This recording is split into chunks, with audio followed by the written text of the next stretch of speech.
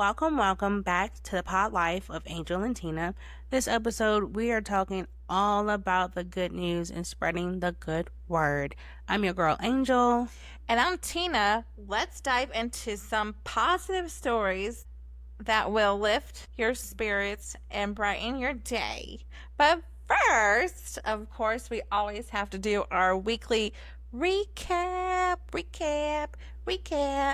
Angel, how was your week? What did you do? Where you're from? Tell us all about you. I'm from Virginia.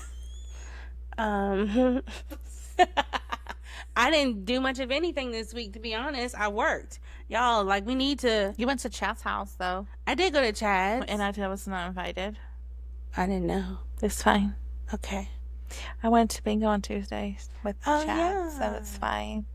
See? Mm-hmm. We both had time with Chad. Do you know Lauren is a family lawyer? I don't know Lauren.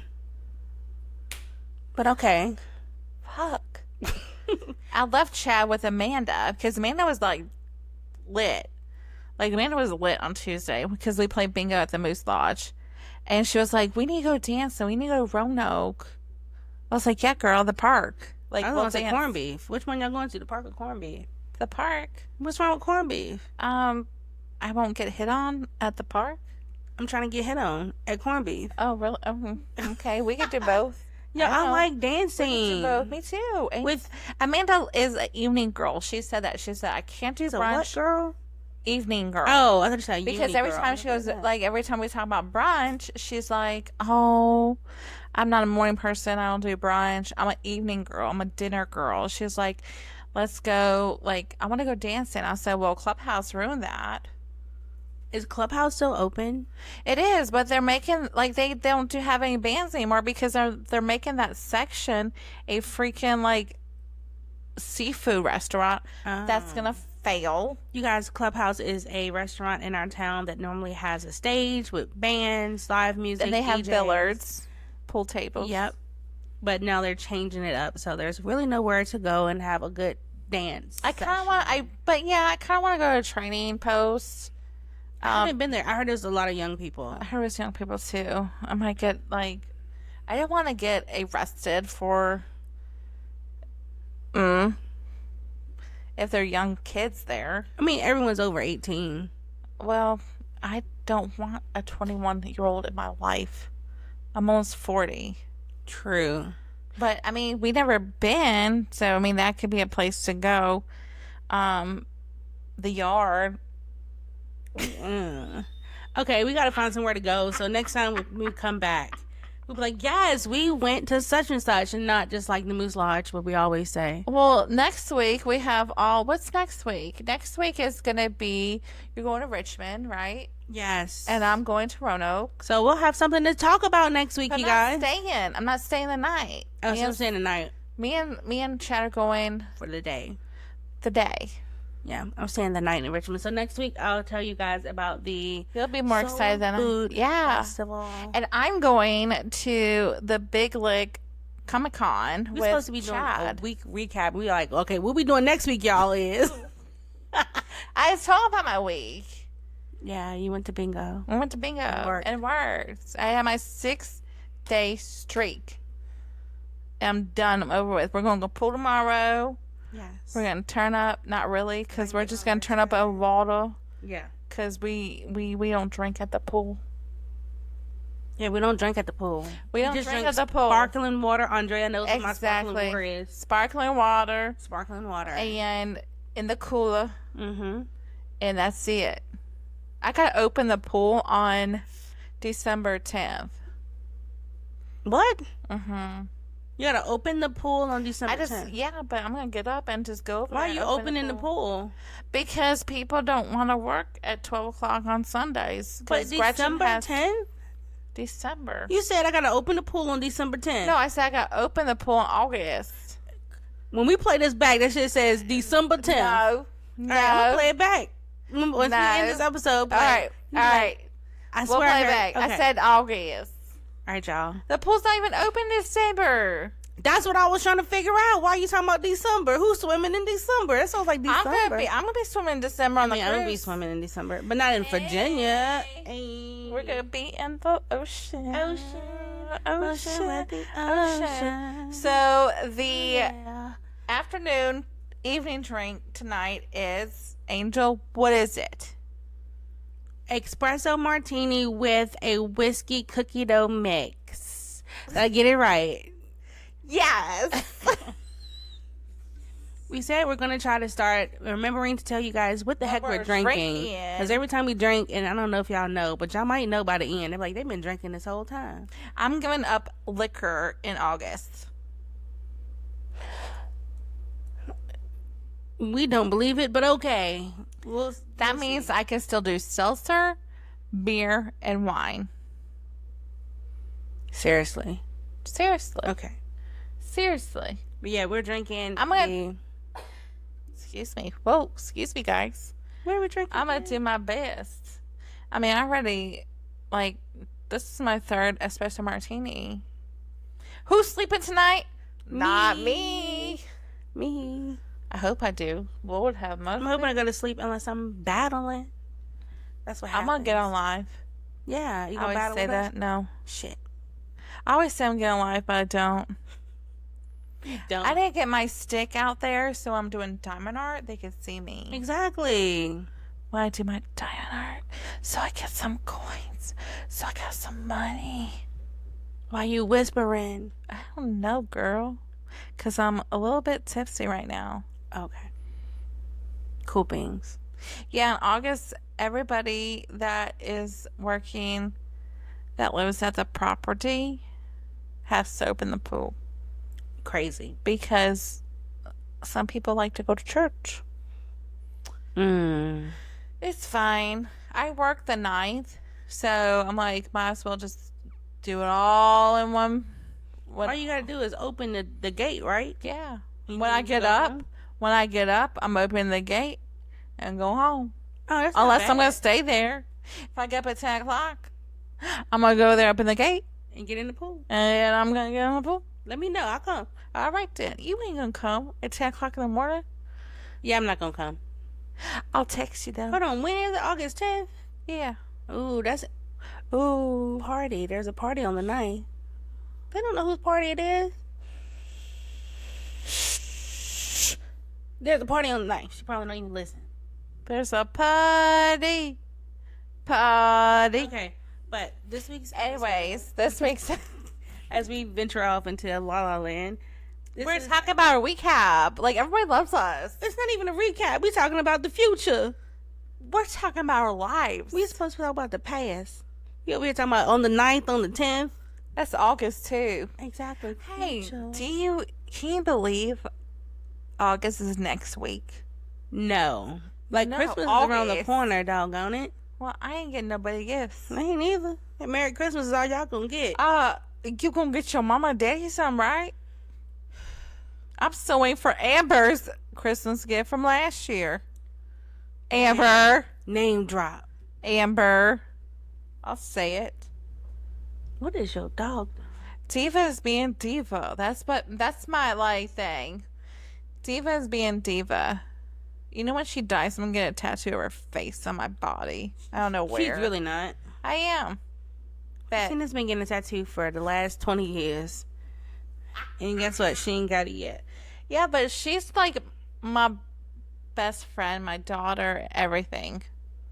I will not have a diva ever again. You know what I'm saying? I want to talk about it. Okay. Skip. Okay. Next. Good All news. right. Good news. Good news. Amazing news. But some of my news is sad. But that's okay. I don't know. It turns to good moose. Yeah, it turns into good moose. Moose. Sorry, y'all. I'm a little bit lit because I had work today, so I didn't really eat a lot. And this is my third espresso martini with some cookie dough whiskey in it. So hello, how you doing? Okay, Christina, what good news do you have for us? So the first news I have is about, it is stationed in Flint, Michigan. So this is really good. This is really good news. Yeah. So state officials have replaced most of its lead water pipes more than 10 years after contamination water was found in the water system. It prompted national outrage. So the city of Flint, Michigan replaced 11,000 lead pipes. 11,000, and restored more than 28,000 affected properties. So we're going to backtrack. So in 2014, the city, Flint, Michigan, switched water over from Detroit's system to the Flint River to save money. So it was not properly treated, and it caused lead from the old pipes to leach into water supplies. The Center for Disease Control Prevention estimated the water crisis exposed nearly 100,000 Flint residents to lead. Think about that. 100,000 residents. Right. There is lawsuits even in effect to the residents who died. Roughly 4,000 homes still have lead pipes, but those are for vacant or belong to Flint residents who opt out of having the replacement pipes. So hopefully in Flint, Michigan, they are on a great track to getting, no lead poisoning, because this is a great thing that has happened in Flint, Michigan, that they have switched over, and reduced the lead poisoning. Yeah. Yeah. That was my first story. What about you? That's interesting. Well, my story. Again, I'm a little bit lit, y'all. I'm so sorry. My story is about the payphone revivalist. So you don't hear much about payphones anymore unless you're in You don't rural see them. You Vermont. don't see them. You don't even see them anywhere. They're nowhere. No. But unless you're in rural Vermont, that is where you'll find Vermont. the payphone. Mm. Yeah. There's an airplane engineer named Patrick Schlott. I hope I'm saying his name right. It's Schlott. He is bringing them back. But you might be wondering, why is he bringing back the payphones? Well, it's because towns like Turnbridge, their cell service is almost non-existent. Patrick works at the Beta Technologies and as an electric airplane company. Patrick works at Beta Technologies, an electric airplane company, but in his free time, he restores old phones, vintage models. He picks up for cheap, refurbishes them in his basement, and installs in spots with no signal. Each one is connected through a modern VoLP line, meaning they work just like any home phone. No coins needed, just dial, pick up and dial. Wow. He placed his first phone outside of the North Turnbridge General Store, and locals loved it. Calls started pouring in, especially from kids after school and folks in emergencies. In fact, at the local library, people made 370 calls in 5 months. And here's the kicker. Patrick covers the cost himself. Oh, wow. Exactly. Is he rich? Is he single? I mean, he is an engineer for an airplane company. Okay, where is he single? I don't know. I didn't look that up. Girl, we gotta look him up. Hello. The line fees, the hardware, even the services as the line operators. When someone dials 0, he essentially created a one-man phone company out of pocket just to keep the community connected. More phones are on the way, and word is spreading. Sometimes the best solution to a modern problem is an old school answer. Wow. You know what? I actually, when I went to visit New Orleans, I went to that bar that was like off the side of the road, very sketch, only took cash. And I saw a payphone and I was like, oh my God, I haven't seen one of those in a long time. So I was Wow. very excited about that. But good for him. Yeah. So, like, hello, if you're listening, you're probably not, but hello, are you single? Because you must be rich. Hello. Right? Like he literally just was like, I read it. There was like 10 miles of stretch in any direction where no one can have cell service. Wow. So he's been working on putting up payphones. So if there's an All emergency right. and things like that, you can call somebody. So, where's Verizon? Where's all the cell service? Right? It's just such a rural country, I guess, area. In the country. Ooh, I'm not a country girl. Sorry. Bitch. Bitch. What? Like living in bumfuck Egypt? I'm sorry. I can't do it. It's a rural area. Rural is bumfuck Egypt, probably. No, it's a nice little town. Yeah. All right. So my next episode or my topic is going to be about the Texas flooding. We all know it was sad. A lot of people lost their lives during the flooding. However, U.S. Coast Guard Scott Ruskin, and I hope I'm pronouncing your last name correctly. He is a U.S. Coast Guard rescue swimmer, petty officer.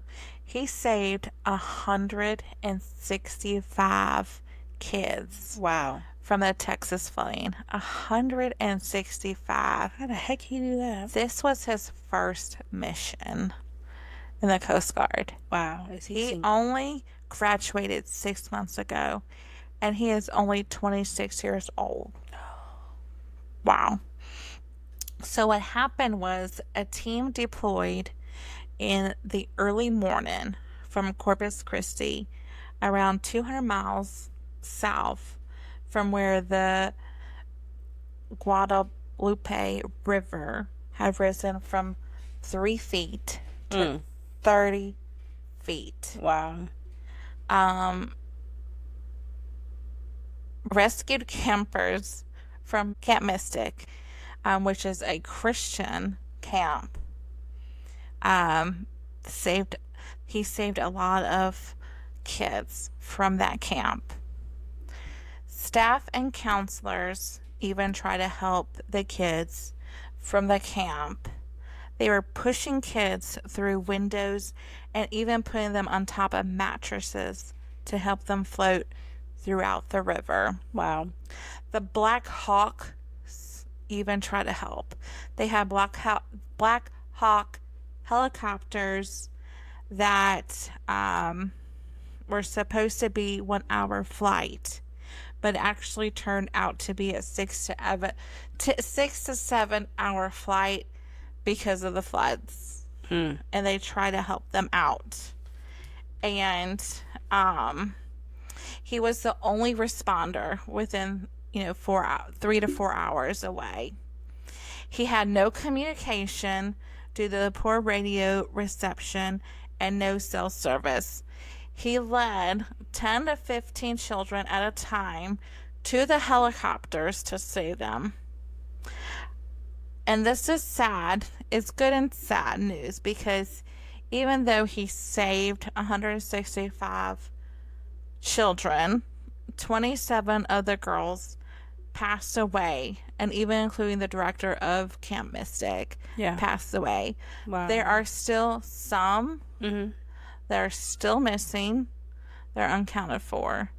But I can't, speak of his what is it called? Heroism? Heroism. Heroism. Yeah. Like, this is your first job, and you only graduated 6 months ago. Yeah.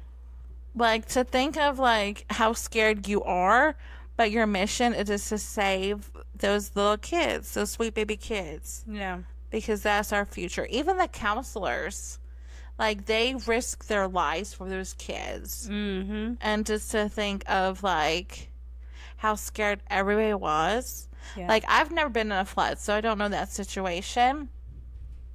But What the yeah, hell are they doing? it's my doggo upstairs. It's my Oh, sweet baby dog sorry. upstairs. Her neighbor upstairs has a dog, and that thing is having a ball up there. Zoomies. I assume zombies. He's But zooming up yes. there. Back to, I know, so you know, it is sad news because it is sad about the Texas flooding, but here we have this heroic, like, Coast Guard officer who is so young and is probably scared for himself, Yeah. but he took it into his life, into his train of thought. I need to save these kids. Yeah. Like, and think of all, like, the rain pouring down and trying to get all those kids together. It's crazy. It's crazy. I can never see myself in that situation. And I hope I either. don't see that my situation, because I'm sorry, I'm selfish. And I'm going to save my child, which is Diva, and myself first before anything. Yeah. Like, I'm like, okay, bye-bye. I'll be on the helicopter. That's why we have people like him out here saving That's lives. why we have You know. Officer Scott Ruskin. I hope I say your name right. Yes. Well, my next story is about the Walmart heiress.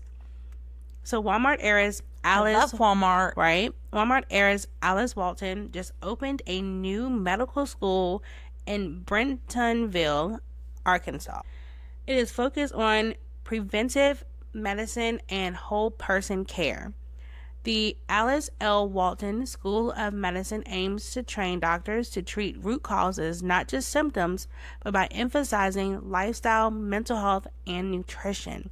The school is tuition free for the first 5 classes. Tuition free the for first- 5 classes. Yeah. And Do includes you know how much they're saving just in those 5 classes? several $100s, because 5 classes would be like a good, shit, I think $5,000. I don't know. Expensive as hell. I don't know. But yes, it's tuition free for the first 5 classes and includes partnerships with Mercy Health and Cleveland Clinic. Inspired by her own health struggles, Walton's goal is to reshape how future doctors approach care, especially in underserved communities. It is a bold move blending traditional training and forward-thinking, wellness-first approach. See, I thought that was interesting because, you never really hear about... I never really hear about the people who own these big companies like Right. Walmart, Sam's, and all that stuff. Right, but who gives, like, tuition for free these days? Right? I mean, well, Walmart can afford it. It could Yeah. just be like the whole thing free, honestly. But, I mean, can they really? Because they have a lot of theft. they do have a lot of... Because they open up them self-checkouts. Well, that's And their everybody fault. be over here scanning Scanning the the bar. iPad. Just kidding. They just be scanning around. Just... I'm sorry. There's times where I'm in self-checkout and I weigh my vegetables and they don't weigh correctly. Ain't my fault. Facts. I'm not no register. Like, I mean, no 10 cashier. cents for my onion. Okay, thank you. I mean, that's not my fault.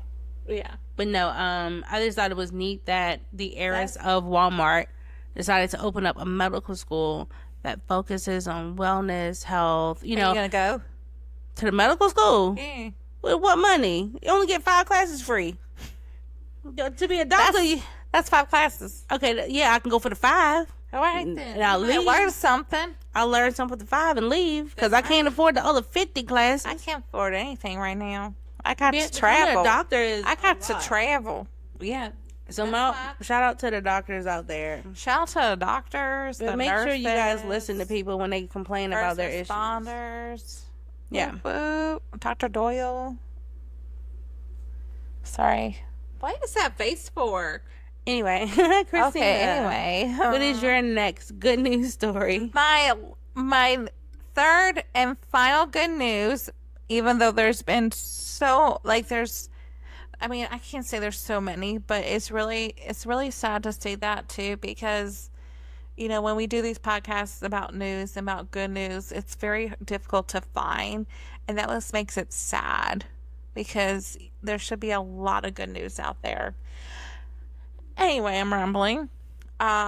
But my final news is about a man who was reunited with his wedding band after 15 years.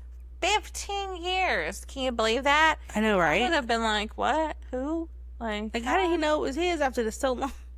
I'll tell you how. So, Wayne Corprew, and I hope I'm saying your last name right. I'm so bad. He lives in Roanoke, Virginia. Local. Hey, He lost his wedding band in December 2010, um, while cutting down a Christmas tree with his family in Newport, Virginia.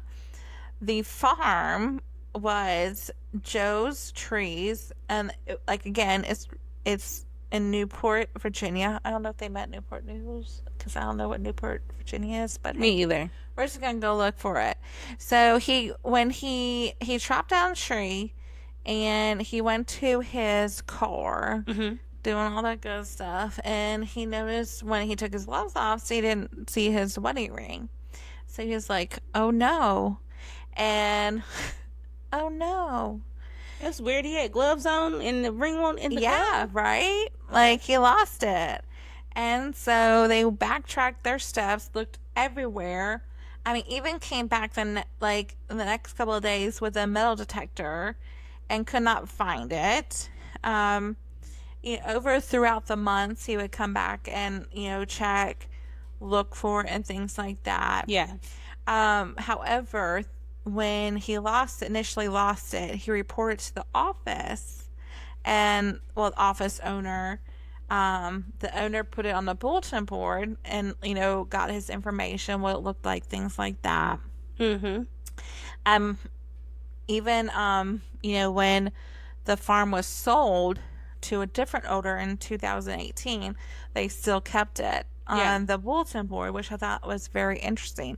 Because if it's 2010, it's 2018. I'm gonna throw that shit away. Facts. Like I'm honest. Found it. Right. He ain't found it. Right. It ain't... He hasn't called and things like that. Yeah. So one day the new owner was planting corn. I love corn, by the way. And discovered the ring in the soil. Wow. Like after 15 years. And the owner called Wayne, and made sure that it was the correct ring, because inside the wedding band, it was engraved with this ring, I thee wed. Yeah. And, Wayne, of course, stopped looking for it, of course. Of course. Because, I mean, Yeah. he eventually got a new one and things like that. But, the community showed kindness and connection. But, however, they got in touch with Wayne, and he confirmed that was his. The sad part, I know we were talking about good, but I mean, it might not be a sad part, but he actually got remarried. And excuse me, guys. He plans to repurpose the lost ring into another piece of jewelry that kind of goes with the story to be continued. Yeah. With the ring. So I'm not sure. They didn't say what kind of jewelry he was going to make out of the ring, because this was just recent. This was July 2025. Yeah. And he just found it. But yes, so eventually they did find the ring, which is exciting. Unfortunately, it's not like, he's still married to that person with the wedding band. However, it just creates, how kind some of the people out there are. It, shows the kindness that we have in the world, and the connection that, people actually care. Exactly. Yeah. So I thought that was very interesting. And it was very interesting because it was so close to home, since we're in Lynchburg. Yeah. The story was in Roanoke, where he's from, which is about an hour away. So yeah, I thought that was pretty interesting. You guys probably don't know, because you good news. So that's why we have this podcast. Yeah. So what is your last and final story that we have tonight? So my story is about the UK finalizing the lead UK, Scotland. Ammunition ban to protect wildlife. So on July 22nd, 2025, the United Kingdom's officially finalized a ban on lead shot ammunition, a move hailed by the conservationists as a critical step in protecting the country's bird population and border ecosystem. The ban, which will be phased in over the next 2 years, targets lead-based shotgun pellets commonly used in hunting and shooting sports. Scientific studies have long shown that lead poisoning from spent ammunition is a major threat to wildlife, particularly birds like ducks, swans, and other waterfowl, which often ingest lead shots mistaken for food or grits. So they think it's food, and they all here just like munching on it, sucking it down, and they're getting lead poisoning. My poor little duckies. I know, right? I love my little ducks or swans. They're not swans, they're ducks that come every spring to hatch eggs. I know, right? They're pond. so cute, but they poop everywhere. But good for the UK. Yeah. Like, good for them, But according to environmental and wildlife organizations, the chance could save tens of thousands of birds annually. Lead poisoning not only causes painful deaths in birds, but also affects reproduction and behavioral, threatening long-term species survival. So, like, the species could be wiped out because of how many shotgun shells that they're just ingesting, not knowing. Right. They don't know. They don't know. So the risk extends beyond birds. Predators and scavengers, such as eagles and foxes, can be poisoned and consumed animal shots with lead. So basically, the ducks eat the lead, they get the poison in their system, and then the foxes, the eagles, all the other animals eat the bird, eat the ducks and stuff. Right. And they then consume it, continue. And then yes. So it can also not just hurt the birds, but also other scavengers and things like that. Also, sweet baby animals. So the UK's decision follows similar bans already implemented in Denmark, the Netherlands, and parts of the EU, and aligns with growing international momentum towards phasing out toxic lead in the environment. The use of non-toxic alternatives such as steel, bismuth, and tungsten. I never heard of this one. What is it? Tungsten-based shots is expected to become the new standard. This legislative act came after years of lobbying by scientists, environmental groups, and public health advocates who argued that continued use of lead in ammunition posed an unacceptable ecological and health risk. In a statement of the Department of Environmental, Food and Rural Affairs, emphasized that the move reflects on the UK's commitment to protect biodiversity and meet environmental targets under global conservation agreements. Finally, I got through that. Oh, woo! Say that 5 times, y'all. Say that 5 times in a row. Nope. I ain't doing that shit. That was a lie. No. But it's really nice to hear that they are making moves towards saving the animals, man. Eliminating poison out here, because them shells just like back to my original story, lead poisoning with the water and all that stuff. Yes. So we had to loop it back around to the lead poisoning. We all know it is harmful for our bodies, our animals out here, the wildlife and everything like that. It's not good for anybody. So I love that they're making steps not only in the US but also in the UK to eliminate lead poisoning. Standing up. All right. So, yes, I would say that is a wrap on today's good news from around the world. We are lit, so we apologize. But we hope these stories gave you a little more hope and a little more joy. And don't forget to follow us on TikTok. I am Angel Garland 5. And I am Sunshine Diva 85. You can also find us at the Pod Life of Angel and Tina. and got feel good story you want to give us so we can feature it in our next episode of The Good News, please email us at thepodlifeofangelantina@gmail.com. Until next time, Keep spreading the good news. I hope you guys have a wonderful week and stay safe out there. We love you guys. Thank you for the support. So, first time, Always. love you guys. Have a good See you week. next Love week. you so much. Bye bye.